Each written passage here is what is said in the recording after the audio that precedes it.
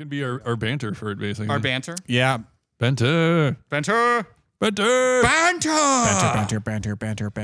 All right. Banter. We got to keep this one short. So we are going to roll into it super quick with a fast intro. Let's go. What the?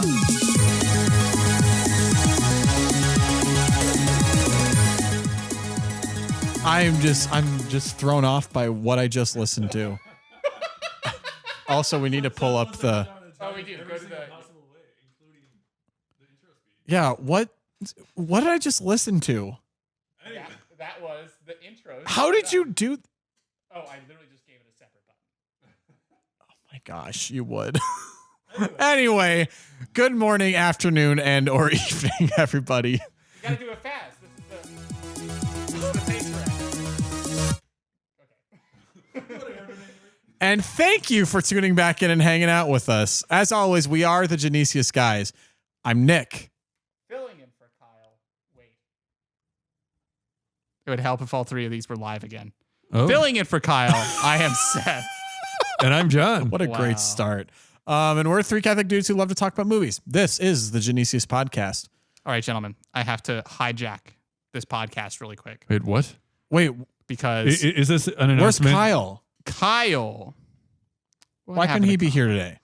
Because he was cast in the role of terrorist crime lord. Ah. How does Kayla feel about that? She has mixed feelings. Mixed feelings. Wow. Mixed feelings about that. But he will be back next episode. He has assured me, although he did say, "You'll never see me coming." But before we talk about that, Yeah. I wanted to mention that I finally, mercifully, saw Guardians of the Galaxy Volume 3 this past Monday with Rochelle's brother, my fiance's brother. Oh, it's just. There you go. That took a second. Finally, Seth. I saw it. You are one of us. You know, One of us. One of us. One of us. One of us. I took notes. Oh my God. Wow. I took notes. This is going to be more in depth than I was expecting. Yeah. So here's what I liked about this. The character work is phenomenal. It's extraordinary. It's been long missed. I think. Yes. This is the first time in a long time that I have finished a Marvel Studio MCU film and liked it. And had a smile on my face. Like an actual honest to goodness smile. And I almost cried during the movie. I know you had people with you in the theater that certainly cried. I did cry. You did cry. I did cry. It hit the feels, man. It hit the feels. It was so good. Really tugs at your heartstrings. Every character kind of has their moment to sort of break their established role or fulfill their established role in the team. And it had great closure for all of the characters. Yeah. There were a couple things I didn't like because it wouldn't be me if there were things that I didn't like. It's true. Please don't say what. I don't know if it's like complete closure. I just want to say this. If one of the things you didn't like was the badass hallway fight toward the end of the movie, No. I loved it. I'm going to say, because my comment on that is the best superhero fight I've ever seen. Yeah. Well, like since Avengers? It was because great. they like did a very similar thing with like Avengers, where like each of them kind of had their own power. And I kind of liked this one. I kind of like this one more. Wow, This is my favorite superhero fight that I've ever seen. It's so good. Now, for me, I don't think it's as mind blowing as when I first saw Avengers. But yeah, I mean, here's the thing. So it's not that I dislike necessarily that particular fight.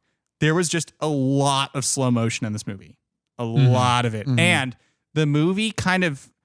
There's no way they weren't aware of this when they made it, but there were just so many of the hero shots, like the team walk, like the cool ensemble walking that was cool. down That was a cool. corridor shot. That was cool. Don't they kind of make a joke of it though? They do at the very start because it's Nebula carrying a passed out drunk Star-Lord out of a bar. Do you want to hear a fun fact about that? There's like the slow-mo when they go on the bioplanet where like Nebula is just like bouncing around like a... Oh, yeah. So a fun fact about that shot where Nebula's carrying Star-Lord. So Karen Gillan obviously isn't actually carrying Chris Pratt. Yeah, no. So they made like a 40-pound like Dummy. that looks exactly like him, and they had her carry that for the shot. I thought that was so cool. It said that like Chris Pratt felt like he was having an out of body experience when he like looked at the model because he was like, "Am I dead?" So can I take a guess as to what one of the things you didn't like was? What? Is his name Adam Warlock? No. Okay, I thought it was fine. No, I'm saying Interesting. I thought Adam Warlock I think he's going to be such a fun addition to the MCU, but I know there's been a lot of criticism around. Yeah, because he's very different than the comic book version, right? Well, Like if they were to stick to the comics, Adam Warlock should have come in the Infinity Saga. Yeah, because from what I understand, and now I don't have much comics knowledge, but from what I understand, he's an integral part of the Infinity Gauntlet storyline. Mm-hmm. Interesting.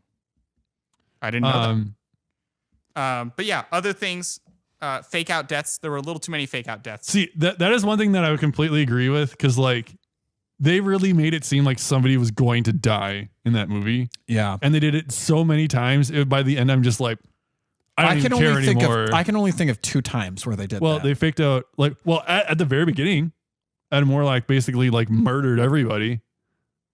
Oh, but also they faked Drax's death, and then they faked Peter Quill's death at the end. There was also like, wasn't there another? When did they fake Drax's death? At the bioplanet. Oh, yes, you're right. Or the outpost or whatever you want to call it. Yeah, you're right. Yeah. And it was just like, oh my gosh, okay, if somebody's gonna die, just let them know.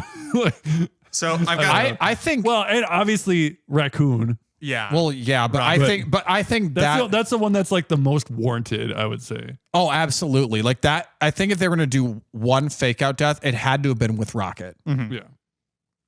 Well, and okay, so I have notes on each particular character. Ooh. My gosh, he really went into this. I love it. I love that Nebula, the fact that Nebula and Rocket have a particularly close relationship because they are the people who have been survived. They've Thanos. literally been torn apart. Not survived Thanos necessarily, but they are the 2 people on the team that have literally been torn apart and put back together again. Mm-hmm. Right. And so they definitely have this like sort of kinship about that. I like that she acknowledges Gamora with a grunt and that Gamora acknowledges her with a grunt. It's hilarious. It's really funny. It is like the most like hilariously like masculine thing in a way to do. Let's see. Possible attraction to Quill I have here. They teased it, but I don't Nebula? think it's real. Mm-hmm. Yeah. That was basically in the very trailer. funny. That was funny. I just love this. Where he's like, knock it off. Yeah, the really awkward. He brings a really pretty shade. Yeah. It's just pure black, and like Thanos is the one who put him in there. She's like, my father picked out these eyes to torture me. He picked a pretty shade. I think one of my favorite jokes in that movie was like we've talked about like we talked about in our Disney episode, we talked about how Disney's going like political and woke. Like at least we alluded to it. Yeah. But they had a gay joke in here that I thought was very tastefully done. And it's on the bioplanet when Mantis and Drax are trying to walk. They're trying to enter the set, and Mantis touches the guard and goes, "You are hopelessly in love with Drax." Yeah, I'm just like, and I love how Drax immediately like, oh no. When I was first, and Mantis is like giggling like a schoolgirl. Yeah. But like I remember when I first saw it in the theaters, I sat in my seat. I'm just like, that's how you do it right. That was very. It's like they were trying to like, you know, fill the quota or whatnot, but like they made a joke out of it. Mm-hmm. And I really appreciated that. And it's like, this was genuinely funny because it works so perfectly with the characters. Yeah. It's so good. Let's see other things. I would say one thing that like I really appreciated about it too was like focusing on like Rocket is not really like the main character in Guardians, but like he is in this one. Yes. Well, I think Rocket was always meant to be the central character in the overall story. Well, it's James Gunn's favorite character. And yeah. Well, and I want to point out that, you know, when I was talking to someone about this and I said, yeah, they tell Rocket's story through flashbacks. And this person was like, in the good way or the bad way? Because there's a good way of doing it and there's a bad way of doing it. And I said, no, this is good because not only are they showing his backstory, one, they do a really good job of segmenting it and keeping it very emotional. And two, they establish just how flippin' evil the villain is. Yes. In a way that, like, here's the thing. Good villains, like, there's a couple of different ways to do good villains. This takes the route of making them cruelly unsympathetic. Yes. I think the High Evolutionary is who, by the way, this was confirmed that the High Evolutionary also did not die at the end of the movie. Yes, that's correct. They like imprisoned him or something. Yeah, and I think if they bring him back later on, I think it's going to be really interesting. So for sure. The thing is, I would say he's not like the most unique character or like no, but he is so evil. He's a like, very evil, and I think, like, and you know what? I think there's been a huge lack of villains like that, just in any like more fantasy like story. Like it was almost like, I mean, this is gonna sound really bad. It was almost refreshing to have a villain like the High Evolutionary. Yeah, because people are like, the filmmakers are so focused. They're just like, we have to get into their psyche and we have to like, we have to make them sympathetic and whatnot, which worked for Thanos. Yes. I'm gonna give him that. It works for Thanos. You had to do it for Thanos, but like you know, you get movies like, you know, like the Cruella movie or Joker. It's like they lean so hard into that where it's like, these are not people you should be rooting for. Yeah. So it was really refreshing to have a movie with a villain that was they gave him depth. Yeah. They gave him a lot of depth, but they also made a point to be like, you should not root for this guy. Yeah. Well, he's terrifyingly evil. And here's what they really do fantastic. There is layers to his villainy in the sense that he claims to want to study Rocket's brain. And I'm sure it starts out that way. But by the end of it, he just wants to like murder Rocket out of revenge. Because Rocket is smarter than him. Yeah. He's Basically. jealous. He's jealous of yeah. Rocket. He's jealous of his intelligence. And that it came out of like nowhere. And he doesn't understand it. Right? Yeah. He doesn't understand how he made Rocket so smart. So anyway, that's Rocket is the emotional heart of this movie. It is so good. It is heartbreaking that he's in this like island of misfit experiments and he befriends all of them and they just all get like slaughtered in front of him. Yeah. Well, one gets slaughtered in front of him. The other two just get caught in the crossfire. I'm getting goosebumps thinking about that. It's heartbreaking. Especially with the way that they played those reactions. It's haunting because one of the experiments literally just goes broken record as they're being traumatized.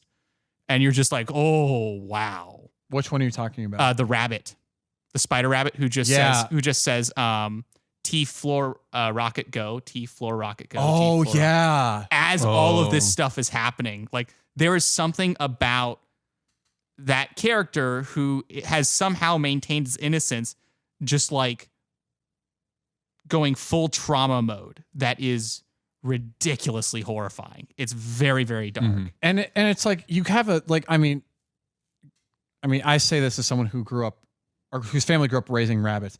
That bunny was effing adorable. Despite the aesthetic elements. Well, and the aesthetic elements, like they made Floor just an unsettling animal, but it's like one of the cutest things you've ever seen, despite the fact that it's so unsettling because it's like robotic spider. Yeah. Combined with adorable fluffy bunny rabbit. Isn't that like something that James Gunn is kind of known for, right? Is like Well, that was making stuff that like you wouldn't think is adorable more adorable. Like for instance, like Groot, and then like and Rocket too. Yeah.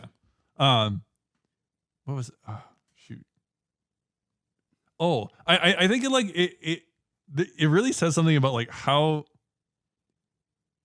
this movie like really feels like an adult movie. It seems like yes. It absolutely is. It's Very like much it's very dark where it starts. Because it's like everybody is kind of like basically going through a depression or like doesn't have any motivation whatsoever. And then like Adam Warlock basically has to like wreck their entire world for them to be like, oh, we actually have to like. This is the movie where, somebody. you know, it's really funny because the Guardians movies as a whole, and like we'll get into this more with like the first and second Guardians movies when we get to them. We're gonna get to the first Guardians movie really soon. Yes. I'm psyched. I can't wait to watch that one again. But like the thing that And like, I think, first of all, the Guardians of the Galaxy trilogy is the best trilogy in the MCU.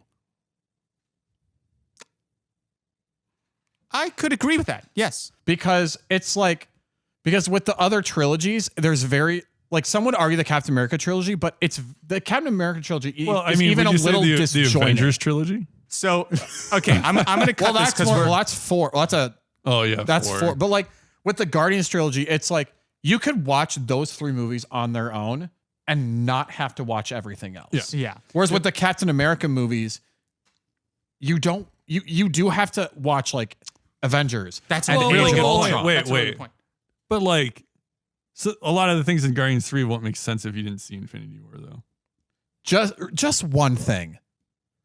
And that's the Gamora thing is about the only thing. Yeah, that's about the hardest part. And they even I mean, I haven't watched the movie in a while, but like I think they briefly explain that too.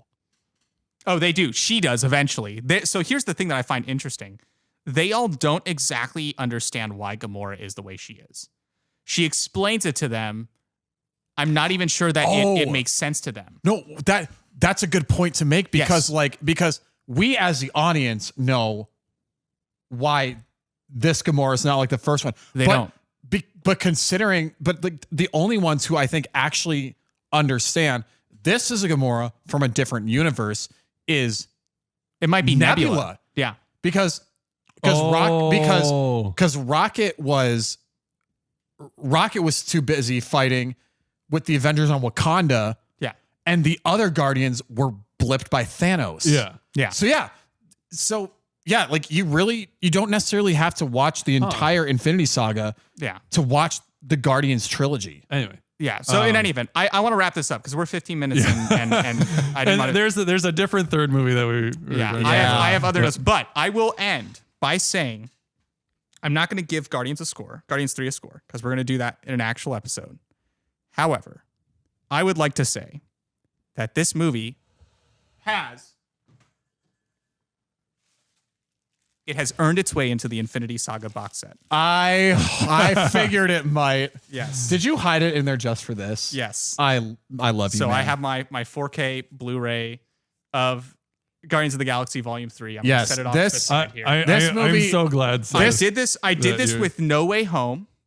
Yep. I did this with No Way Home. It's actually in the Far From Home folder. I have to figure out what's going on with the Volume 3. Replace Captain Marvel with no. What I'm actually doing is I ordered basically one of those really thick DVD cases, and that has like multiple pages for discs on it, like the plastic ones. Yeah.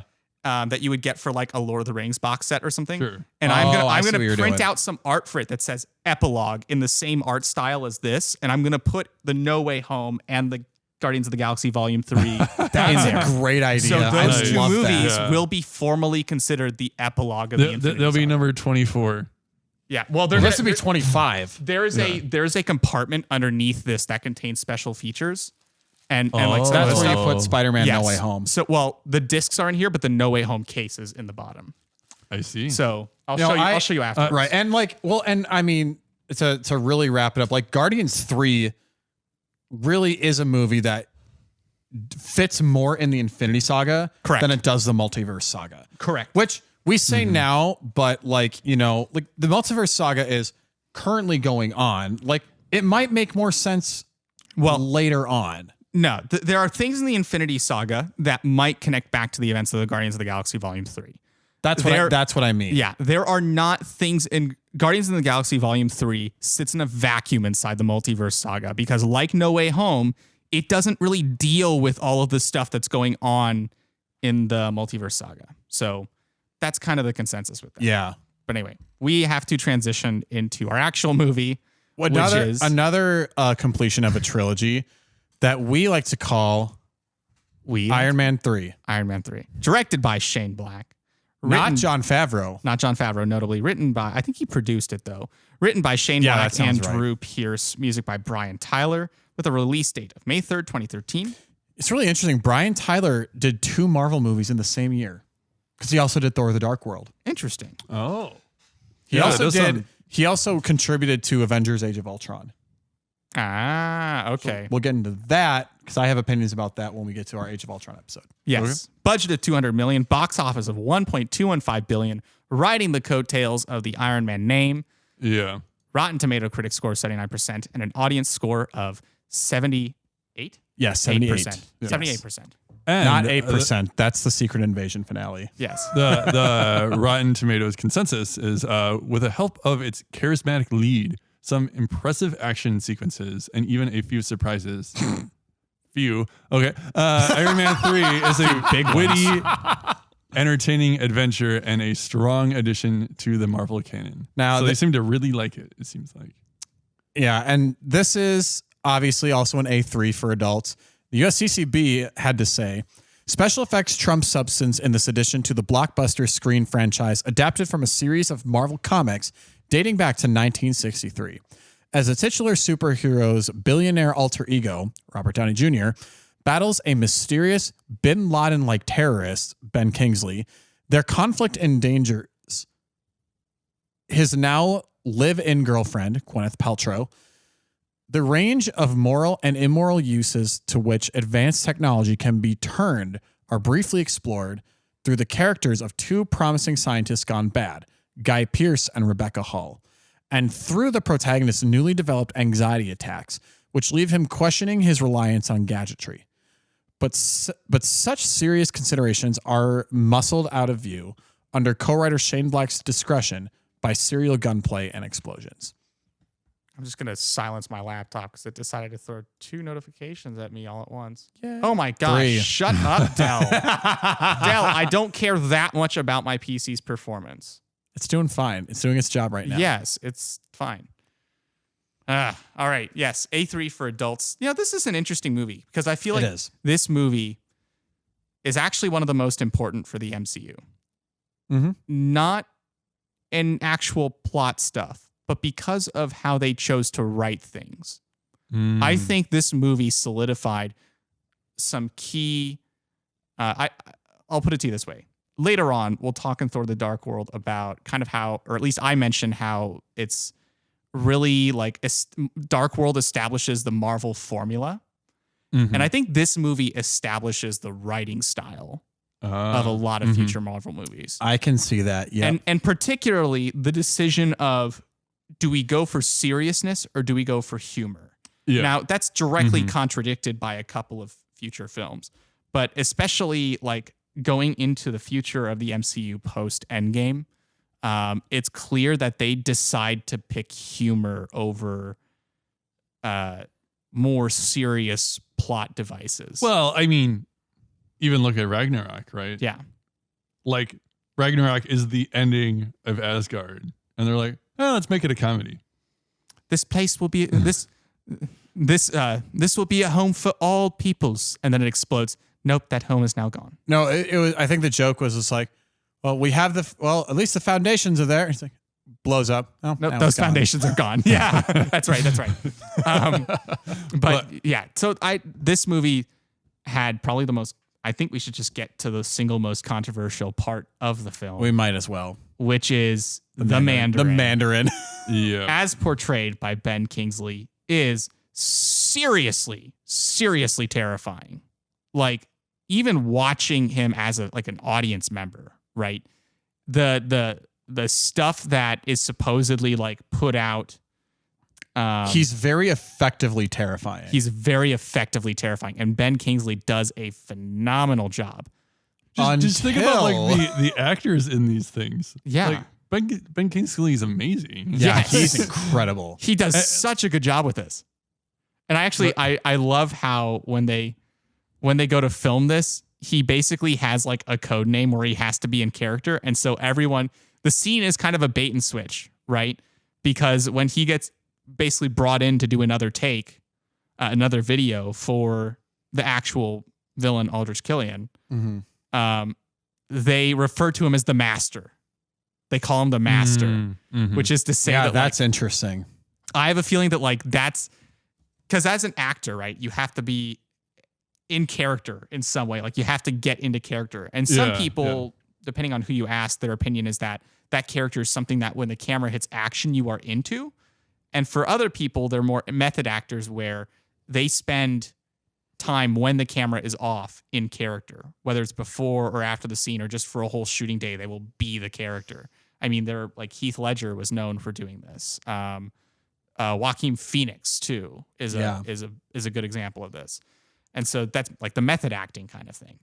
And so the Mandarin, as we see in the film, is a British actor who you can tell probably is a method actor because they give him basically a character name, a code name, right? Which it doesn't make sense for all of them to give him the code name. He's probably insisting on this, being like, if you want me to be good in this role, I have to be able to be out of character the moment I step out of my limo. Right? Well, but do you think it's also just for secrecy? Like, I almost think that there's not a lot of people that are actually in on it. Oh, yeah. Because the thing is, like, okay, the only thing is with method acting, like, for instance, like Daniel Day-Lewis is like huge on method acting. It's like every single thing from like every part of his life, it's like he is that character. Yes. Where it's like clearly Trevor is not the Mandarin when he goes home. Like, ole, ole, ole, ole. Yeah, that's true. That's true. I don't know. I do almost think that it's like actually like a little bit weirder. Is like, do you think Trevor is actually acting in that part? Though? I think he is because they give him the hood and everything, and part of that is sorry. maybe to hide. I mean like when Tony Stark like basically finds out. Oh and no, like, he's not. No, he's not. He's definitely not acting. No. But you don't have to be like that way all the time necessarily to be a method actor. You can get into character at any. That's why they have trailers. Sorry, I mean like that he's still hiding things. Oh no, I think he acts when afterwards the bad guys come back to him and be like, "What'd you tell him?" And he goes, "I didn't say anything. I panicked and then I handled it." That's good acting.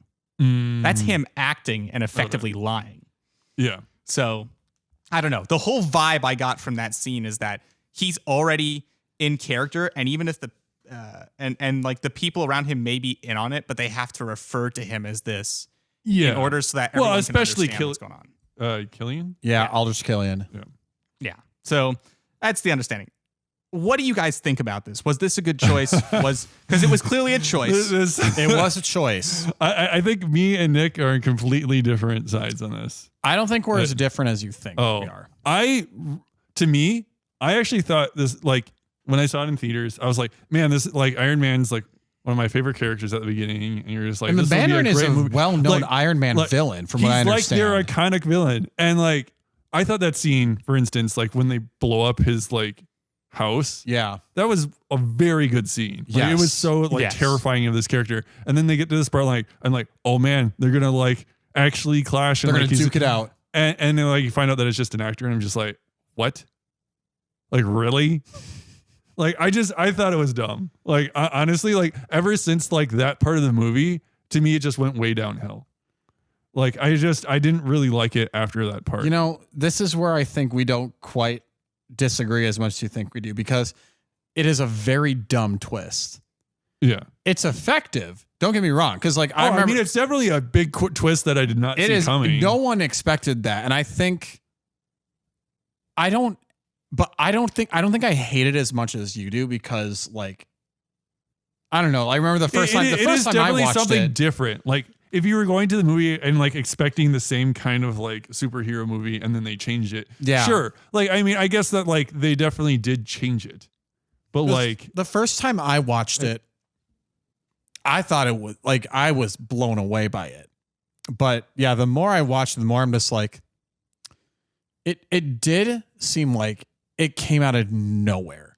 It also feels like kind of cheap. It is. Yes, it is a little cheap. So this is where I think the key writing decision was made, because on the one hand, I understand that this is actually subversive in a way that is really interesting. But if they were going to throw out a character like the Mandarin, they really needed the Aldrich Killian character to be a lot more hidden and a lot more interesting. Did Rian Johnson help write this twist? Maybe. We're talking subverting expectations. Yeah, that's what it was, right? It was a subversion. I mean, that's definitely. On the other hand, though, right? to see this guy who is portrayed as so terrifying, and it turns out that it's just like a red herring the whole time. That is kind of the whole point. It's a very what is the name of the Bond movie? There's a Bond movie where the villain just wants to control the world's media. I can't remember what it was. I've only seen 5 of them. Is it Tomorrow Never Dies or something like that? I can't remember which one. But in any event, they Killian basically wants to just apparently his master plan, which he decides to spill out to one of his henchmen for no reason other than the audience needing to know it, is to just like be able to not only control the war on terror, but also have his hand in the pocket of the vice president who will become the president. And so he basically just wants to use this to manipulate himself into wealth and prosperity. And I think I would have saw it like a little bit more if it was like a direct attack on Iron Man or like Tony Stark because of like what he did to him in the past. Oh, it is also that. It is also that. And I like that you get to see kind of the weird, creepy side of him when Pepper is his prisoner. Yeah. Because he's clearly got a thing for her, and it's really weird. Aldrich Killian I actually thought was a surprisingly good character. He's okay. I think it really goes to show, though, like a lot of the movies about Tony Stark are him making up for his past, right? Yeah. Because of what he did in the past. And like, a lot of the to enemies that he makes are, it's a lot of out of like, because he screwed them. And so like, there's even villains not in the Iron Man movies. Like when you think of Mysterio in Spider-Man Far From Home, he was like, yes, he's a classic Spider-Man villain, but he became a villain because of Tony Stark. Yeah. Which is very interesting. He ironically creates all of his enemies. Yes. Because of his. I mean, in Ultron's case, he literally created his enemy. Yes.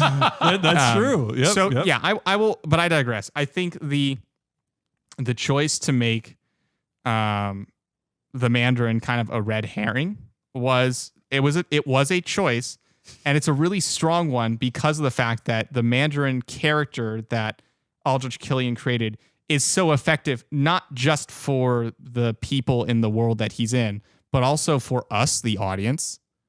That like it really fools us. And so I understand why in some way just tearing that down so quickly and so rapidly does kind of like the equivalent of throwing a glass of cold water in the face of the audience.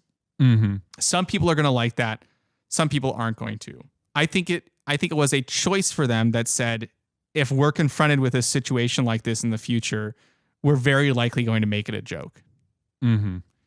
And so at least to me, that's kind of the vibe I got from this, that they will often choose the humor over the joke. And even just like, I think what's really kind of hilarious actually is that they continued on that 8 years later in Shang-Chi and the Legend of the Ten Rings. Yes, they bring him back so much further down the line. I actually, you know what? I actually enjoyed that part of Shang-Chi. Like when they're in the dungeons and you hear like these noises, like I remember I was sitting in the theater and I'm just like, no way. Because they established that the villain is the real Mandarin. Right? And the whole thing's about the 10 rings, which was a strong thing, like a strong connective tissue with Iron Man. So like when I heard that, I'm just like, no way. Are they gonna is that Ben Kingsley? I was edge of my seat. I'm just like, oh, please let this be Trevor Slattery. And then when they showed him, I'm just like, yes! I was so excited. One thing, like I'd never seen the like All Hail the King thing before. After watching this, very good show. I actually thought that was like yes. To me, that like the scene where the camera is assembling the gun. Yes. I was just like, oh, that's cool. So like how this guy's interviewing him basically about how did you come up with like this character and like the 10 rings? And he's like, did you know it was actually based on a real thing? And it happens to be like a person of the 10 rings. he's in the 10 rings. And you're just like, oh, okay, they're not messing around anymore. Yeah, and then at the end, they're just like, we're going to bring you to the real Mandarin. And sure enough, again, further down the line, we get to meet the real Mandarin. Because I really thought this was an interesting like tie back for like it being the third movie in the trilogy of going back to the first movie into like the people that captured Iron Man in the first place, or Tony Stark.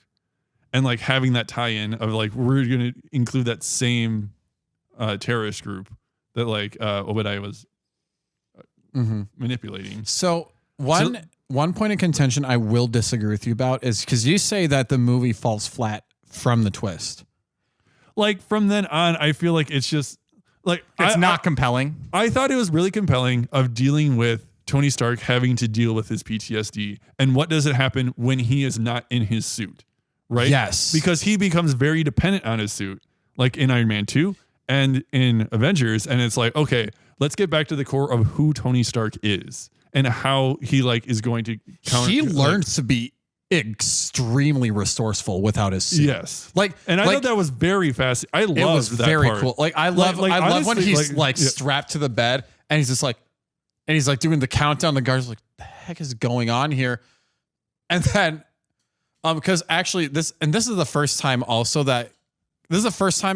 I understood why the suit was coming to him. Cause I never understood, because I never totally got like when he does this and this part's coming, like, how is he doing that? But then upon rewatch in the beginning, he's literally injecting stuff into his arm that's just like, trackers. These are trackers. Which, I mean, I feel a little dumb, but it's like that's the first time I actually picked up on that. And then all of it made that much more sense. And I'm just like, okay, that's and then like you even see like it works with his future suits, which feels ironic to say considering the end of the movie. Well, one of the things like I really appreciated like his interaction with this like kid. Right. Because it's like one of those things that's like really ultimately like he has no idea how to deal with kids. And the kid, and then the kid came to his funeral in Avengers Endgame. Yeah. There's some really edgy humor. Yes. In his interaction with the kid. But the thing is, you know why? Because we're connected. but in some ways though. Right. I think it really pushes his character because like he has to deal with this like kid and like relating to his own history with like his parents, right? Yeah. So it's like he actually has to deal with the stuff in his past. Yeah. Further back than just like the war property or anything. Right. Like that. Yeah. Yeah. His dynamic with Harley, that's the kid's name. It's a really fun dynamic. And you can tell that like, and like we talked a lot about how Tony created his own enemies. And this shows that Tony actually like inspired somebody. It showed the positive ramifications of who he is because that kid became a lot more confident. And he really, by the end of the movie, like we don't see much. I kind of want to see more of him in the MCU, but like, I mean, I would rather see him than Riri Williams. That's a fair point. But I do think like what's interesting is like his interaction in this movie leads to like his interaction with Peter Parker. Right? Yeah, it does. You're and then, right. Like later on, like how he realizes like how to be a father. Yep. And then he became one. Yeah. I mean, the other thing about Harley is he kind of forces Tony to confront his trauma. Yeah. And and kind of places him in a situation where like obviously the kid's just like blatantly calling out his trauma, which is not great. But then is not afraid to ask him like the tougher questions about why Tony is afraid of that. And you know, I will say this as someone who like has dealt with trauma and is still dealing with some like even today. I think they not quite to Tony Stark's degree, of course, but like I think the way they portrayed PTSD was very effective. It's effective I don't necessarily think it was super realistic. I think, for instance, like if you've seen like Puss in Boots or Ted Lasso, I think they did like they do a panic really attack really good a lot job. better. But I do think like I do like showing that like he has a weakness of like that he doesn't understand. Yeah, this is him. This is him trying to really wrap his head around the fact that there are aliens and stuff out there, and the advice that Harley gives him is basically just drives him for the rest of the Infinity Saga. Of like he is afraid of this thing. What does he do? He builds stuff. He fixes things. So he becomes a literal fixer. He spends the rest of the movies still incredibly paranoid about Thanos and about everything that's out there in the universe that which does lead to Ultron. Yeah. It leads to every other part of his involvement in the Infinity Saga of creating Ultron, like creating, first of all, like the Peacekeeper bots and the Iron Legion. Yeah, the Iron Legion and Ultron and Vision, and then later on his mentoring of Peter Parker. And also, like into Infinity War, just his reaction to all of it then. The Like, fact that he has a suit that he can literally just push a button and it materializes onto him. Yeah. And he just carries it with him everywhere. every part of his behavior from this point forward is literally just about preparing for that battle, because that is the only way that he knows how to deal with that trauma. And it kind of makes him, maybe it kind of cuts back on his panic attacks a little bit because he has that outlet now. But it's still very clear that he never really fully resolves this trauma until he actually fights Thanos and loses. Yeah. I really appreciate like that they give Tony Stark time to develop in like the entire Infinity Saga. Yeah. Like they don't try to resolve his character in any like one. The Infinity Saga is Tony's story, So, I mean, much they like how Rocket Raccoon's story was the Guardians trilogy. Yeah. So I think what you're getting at is they try to resolve it at the end of this movie, but they realize that was the wrong call. I don't know what they were going with this. I think the whole point was that they were supposed to be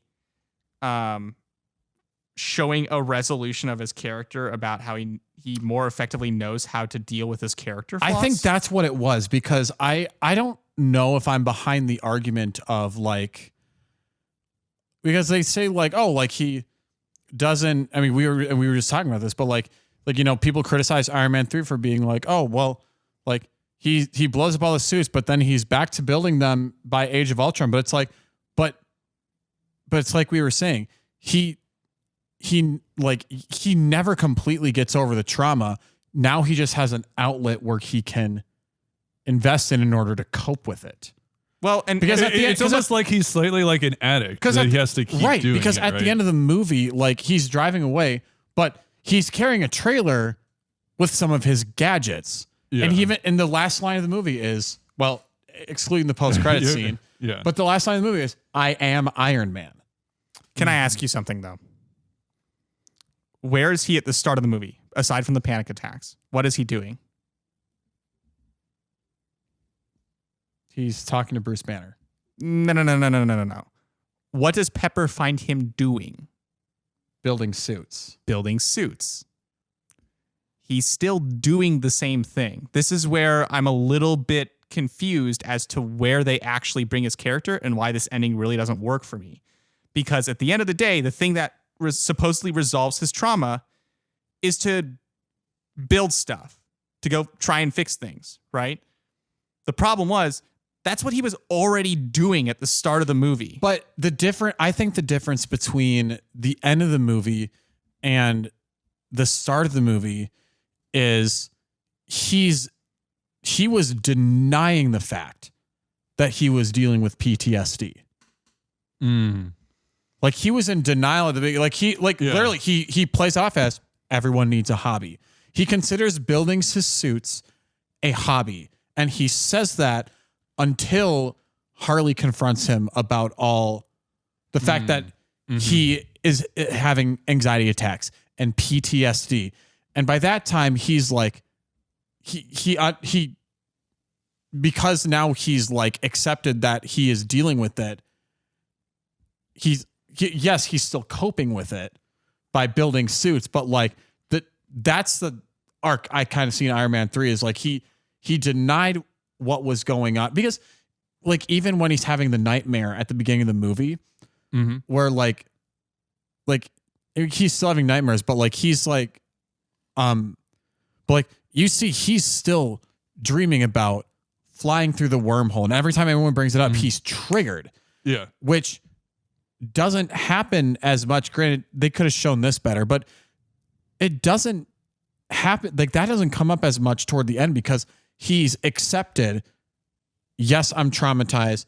Yes, there's a real threat out there, and I'm going to try to fix it. So I think it's different stages of PTSD. So here's my problem with that. I'm gonna offer a rebuttal. Accepting the problem does not solve the problem. No, I'm not saying that. It is a step. It's a step, but like for accepting instance, that is not going to magically kill your panic attacks. So what I think like would have been a better conclusion, in a way, is him realizing that he needs help. Right. Correct. To actually like move on from it versus like I'm going to try to still solve this myself.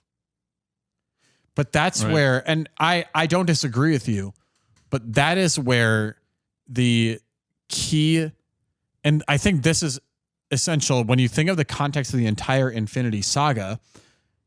Tony Stark, at the end of the day, aside from building an arc reactor in a cave with a box of scraps, excuse me, Tony Stark was able to build this in a cave. Would you like to do the honors? Of course. With a box of scraps. So aside from doing that, oh, shoot, I got so caught up in that I kind of lost my point. But what was I saying earlier? The context of the whole Infinity Yeah, so in the Saga. context of the entire Infinity Saga, man, I hate when this happens. Someone keep talking. It's gonna come back. It's gonna come back to me eventually. I'm trying to figure I out. would say, Seth, one of the things too is like I honestly like just the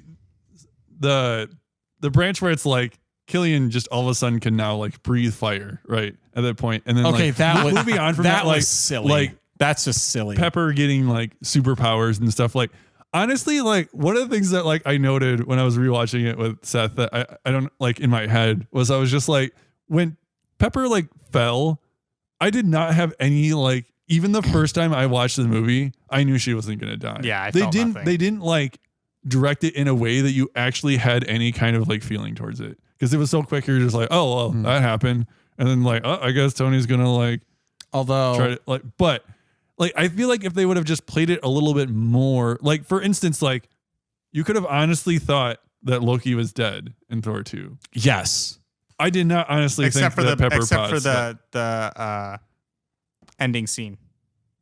well, no, I mean you know that he lives, like because he turns into that same guard that he saw before. But speaking of the but like it's there was like a visceral reaction to people of like Thor really thinking that like I feel like I didn't get like any reaction. Yeah. And it was like it just was filmed in a way I'm like, oh, she's still alive. Like they're not Yeah. gonna do it in that way. yeah, but like the house party protocol. That was I pretty know, cool. I know, I Okay. know you It's said fun. like I know you said the ending felt flat. The scene will where agree- all the that- suits that is a fly good in scene. is so cool. But it is kind of okay. I got really excited when I was watching it. I know they're like giving Tony time over his movies, but wasn't the thing that he learned from like Iron Man 2 was that like it's okay to have others help you? And like yet he still doesn't give Rhodey a suit. I don't know. I thought that was kind of I'm like, okay. Like Rhodey's supposed to be your friend. He has his own suit already. Like Yeah, you could so I don't know. This is kind of a thing for me that I've noticed that as good as his development is throughout the MCU, he has these weird regression moments where the lessons that you think he's learned from previous movies no longer apply. Mm-hmm. And it's specifically like in the climax and the conclusion of this film. Yes. Where Yep. it does not feel like the lessons that he learned actually apply. Because I thought my original point just came back to me, but you finished because it's relevant. My impression at the end of Iron Man 3 was that Tony was going to be done building suits. Yeah, like when I first saw it as a maybe kid. he's like going to be in the background of like helping Yes. like the Avengers, but not necessarily being a key part of it. It was a little Right. bit confusing to me in Age of Ultron when he is still Iron Man. Like, I get that he said that at the end of Iron Man 3, but my understanding was that, like, this is a retrospective where he's acknowledging that that is just a part of his soul, is that kind of inventiveness and that sort of persona. But the very like visible ending to this movie is that he's giving up on being Iron Man.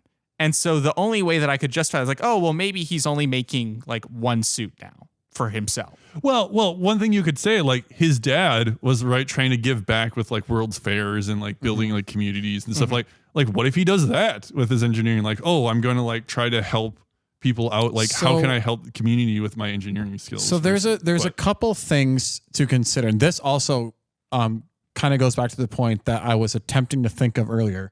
At the end of the day, Tony Stark, like the whole, you have to, if we think of the very start of the Infinity Saga in the first Iron Man, Tony is very egotistical. He's very arrogant. And he is always that, like, his intentions are more rightly grounded as the saga goes on. But in Iron Man 3, like he's still very egotistical. Yeah. And that doesn't necessarily change at the end of Iron Man 3. Like he blew up all his suits for Pepper. Right? So he has moments of humility, but ultimately, like I said at the end of the movie, he still brought his gadgets with him because I'm guessing because he was driving to New York to live in Avengers Tower. He's still got an ego and he still thinks he can, like, he's still the guy that thinks he can fix everything. It's just like he's taking, with every appearance of Tony Stark, he's taking small steps toward the hero he ultimately ends up becoming in Avengers Endgame when he realizes he's got to actually Be the one to lay down his life. Be the one to lay down his life. Yeah. And so I would say like maybe it is realistic where it's like it's almost like he does 2 steps forward and then 1 step back, like every movie basically. Exactly. Yeah. So the other reason that the ending doesn't really work for me, and I'm going to point this one out too because I think it's important, is a lot of this is about his relationship with Pepper, and Pepper is very clearly like, this is not healthy for you. You need to stop obsessing about this so much. And he throws away all of his suits and then he's back at it. It does make sense in the context that by Civil War, they've taken a break. He literally says like they're taking a break. We were on a break. Yeah, like we're taking a break. And then by Infinity War, right, they're back together again. So I don't really know. Technically by Homecoming, they're back together again. Yeah, I think the one thing that maybe would have saved this ending, and maybe that's what the whole line of like, I am Iron Man, or I'll always be Iron Man, or whatever it is he says. Maybe that's what they're cluing to. But I think it could have been a very obvious thing where he takes that arc reactor and he's about to throw it. And then he goes, like, but if there's one thing that I know is true, I will always be Iron Man. And instead of throwing it, he just kind of like stops and just sort of looks at it again. You see that light bulb kind of thing go off. And then he keeps it, puts it back in the bag, keeps it. And you're saying this is drives the off. ending that should have been. This is the ending that should have been. It should have been a thing that more seriously hinted at, yes, I made this like grand gesture for Pepper and my priorities are realigned. But at the end of the day, I'm always Iron Man. I am always Iron Man. This is my job. I can approach it healthier now, maybe, but I can't let this go. Which he admittedly tried to do in Age of Ultron. I Yeah. say tried to. Yeah, because his goal was that he didn't. He wanted to make a suit of armor around the world. That like he's like why do we fight if the whole point is not to stop fighting, right? Like that's I think that's the line. I think the quote, the first line in the movie is, "We create our own demons." Yeah. And I think that really works with as far as, and I think that does come because it's repeated again toward the end of the movie. But I think that really sets like kind of what the one of the biggest themes of the movie is that like, I'm sorry, I'm losing my mouth is working faster than my brain at this point. I don't know if you're tracking. I don't know if you're picking up what I'm putting down. I mean, one of the main things of the movie, right, is that all of his actions are creating more situations. Yes. Right? And so his line of "we create our own demons" literally comes true in Ultron. Thank you for translating. Yeah. Yep. So, I mean, at the end of the day, it's a fun movie. It makes one of we the didn't more. even talk about the plane rescue scene, It's cool. which is also cool. It's Yeah, cool. yeah. That's really all there is to it. I did love when like, because they make it look like he's in the suit, and then when the suit gets hit by the truck, you realize he's on the boat. That is funny. That was good. That's a good comedy Yeah. right there. Yeah. But yeah, I mean, at the end of the day, this movie makes one of the more controversial decisions. I think probably the first big controversial decision of the MCU. Yes. I almost feel like in a way they try to like retroactive fit. Like it's almost in some ways I feel like in future movies they kind of like forget this movie. Not entirely, Not but yes. completely. Like But- the Mandarin, like Trevor Slattery still comes back. Yeah. But yes, largely they brush aside Extremis. They brush aside all of the implications of the film. So Besides Endgame. They don't brush aside Extrem. Well, up Because to she Endgame, gets it at but, the end. But in Extremis, I will say Extremis does come back later on. Actually, even in Secret Invasion. But also, actually, even in Shang-Chi, it's very brief. But like when they're walking past like some of like the fighters, some of the cages, one of the fighters Has Extremis. Well, Well, I mean, yeah, that's like the random But- grab but bag it- of like we need a bunch of but different in things. to Secret show. Invasion is like the first time it really comes back. Yeah.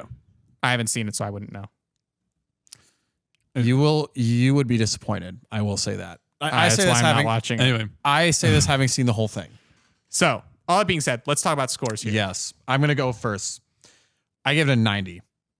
I like this movie more than most people do, and I was kind of saying off pod that it's not the best Iron Man movie, but it might be my favorite Iron Man movie. I have a lot of fun with it. I think, unlike my opinion on Brian Tyler with Thor: The Dark World, I love the Iron Man 3 score. Like the bum bum bum bum bum bum. Like I'm like that's the Iron Man theme for me. It's very good. I will go with a 73. ooh. That's about what I would expect from you. Yeah. So the thing is like, okay, Tony Stark, Iron Man, great character, literally built the MCU on his back, and is Yes. like And considered carried it like in the the Hulkbuster godfather of this. Yeah. Unfortunately, like I really don't feel like this is a good conclusion for him, and I'm glad that he's like maintains as a character throughout the rest of the series. Because like, Yeah. if this was supposed to be like the highlight of Iron Man, it really falls short for me. Well, at this point, maybe like because granted, they probably wrote this movie before the Avengers came out, but like because they probably had no idea Avengers was gonna tailspin into what it is now. But I mean, I do see it as like, because like they maintain Iron Man as a front runner throughout the rest of the Infinity Saga. Yeah. Like even in Yes. Spider-Man Far From Home, he has a strong presence. Well, and I will say that what this film ends up doing is, or what this trilogy ends up doing is it converts him from a very destructive personality to ultimately like from a social perspective, a socially destructive personality to a socially not well-mannered. Basically, like he's now focused on making good relationships. Like he actually He's cares about his focused more on the relationships. good. Yeah, it's his transformation into an actual like good person. Where the first movie starts him in that direction, but he still really has to deal with his ego. And so Iron Man 2 is a lot about dealing with his ego. he finally deals with his ego. And now Iron Man 3 is about him dealing with his trauma and his arrogance. Mm-hmm. And that eventually brings us to Ultron, where his intellect ultimately causes problems. He recognizes he really truly recognizes the consequences of the impact he's had on innocent people in Civil War. He starts to sort of understand his more fatherly side in the Spider-Man movies, right? Well, Spider-Man movie. Yeah, That's the first one. one. So like you kind of And see it all culminates in It all culminates. Avengers. And Yeah. Anyway, I don't know. It's really weird because it's like I really like the first half of this movie, and then I'm like really dislike. I mean the what was the twist. The manner no. twist. But the what was it? The House Party Protocol. House Party Protocol was pretty cool. It's fun. So cool. But it's like- such a fun entrance too. I don't know. For some reason, I really like watching the other two more than this one. That's fair. So, like, for me, it's hard to rate this one above Iron Man 2, which may sound weird, maybe controversial, but I'm going to go with 72. I'm actually going to slightly lower you went than lower Seth. than Seth? Because I'm like Interesting. looking at my Iron Man 2 score, and I'm like, I do like Iron Man 2 better, and that was a 74, and I'm just like, But, so there. And this ultimately rounds out to a 78 and a third, which gives us a total Genesius score of 78. It's not bad. Not bad at all. Well, thank you, gentlemen, for joining me on this epic discussion, both of Guardians of the Galaxy Volume 3 and Iron Man 3. And thank you all listeners for tuning into this episode of the Genesius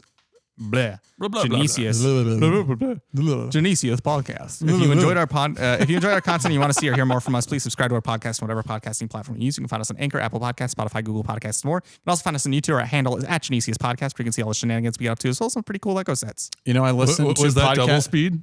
Like That the was intro? double speed. You know, I listened to my podcasts on 1.2 speed. This is just going to be a jumble of words when we get to this episode. Okay. Anyway, if you'd like us to talk about a movie you enjoy or a movie related topic you'd want us to discuss here on the podcast, if you want to provide feedback to make our show even better, or if you would like us to pray for you in any way, what on earth are you doing now? I'm just having fun with the sliders. This is a muted slider. Don't worry about me. Keep going. okay. He just starts doing that with Nick's voice. Yeah. That's what I thought you were going to do. For I'm a just sitting second. there like, Hey. don't worry about it. Just keep going. Anyway. Okay. We got to wrap this up. Or if you just want us to pray for you in any way, or just on the show, send us an email at genesiuspodcast@gmail.com. That's GENESIUS podcast@gmail.com. That's good. And additionally, if you would like to make an appearance on our show as a guest, just make sure you know one of us three personally. Make sure you've listened to an episode of the show and reach out to one of us directly, or send us an email at genesiuspodcast@gmail.com. Finally, please spread the word about the Genesius podcast, whether it be in social media or word of mouth. If you're listening, turn to wherever you're in proximity to. Hey, Seth, Hey, Nick. have you heard of the Genesius podcast? Have you heard about our Lord and Savior, Jesus Christ? Did you just go Book of Mormon on me? Don't change the subject.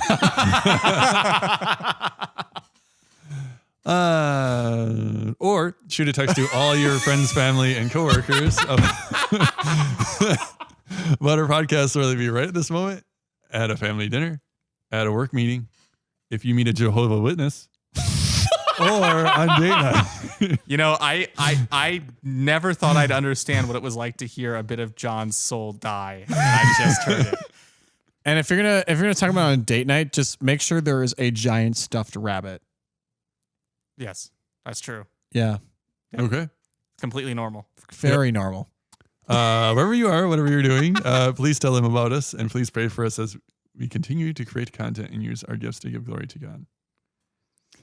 I would just like to pray for all those who are dealing with trauma and PTSD, and just that they can not just cope with it, but really learn how to overcome it. And guys, therapy is real and everyone should do it. The recovery is real.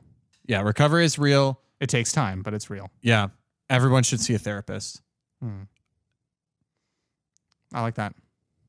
I can lead us in prayer this evening. Fantastic. In the name of the Father, Son, Holy Spirit. Father, we thank you for this opportunity for us to gather together tonight to discuss the things that we are passionate about, the things that we love to talk about, and give glory to you in our excitement for life and our excitement for fraternity with each other. We want to lift up to you in prayer a subject very, very near and dear to our hearts, of those struggling with mental health, of those dealing with trauma and with post-traumatic stress disorder.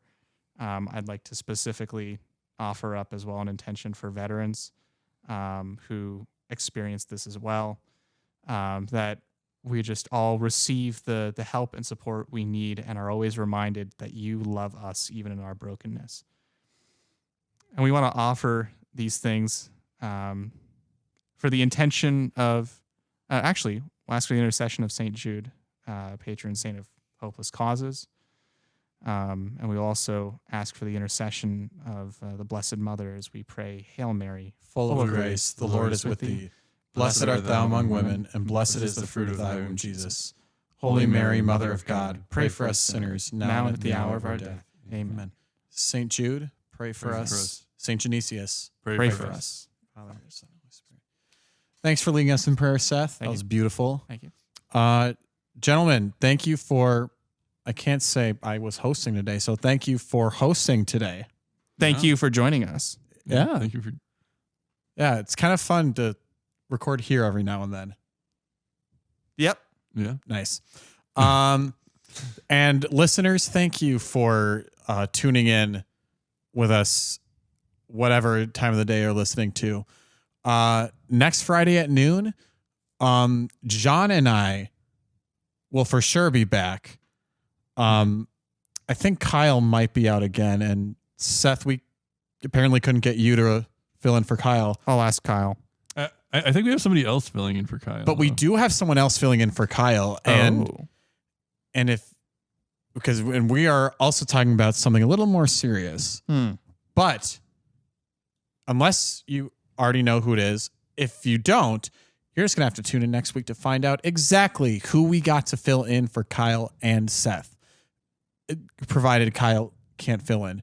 But until then, we are the Genesius guys. I'm Nick. Filling in for Kyle, I'm Seth. I'm John. And this is the Genesius podcast. God bless everyone.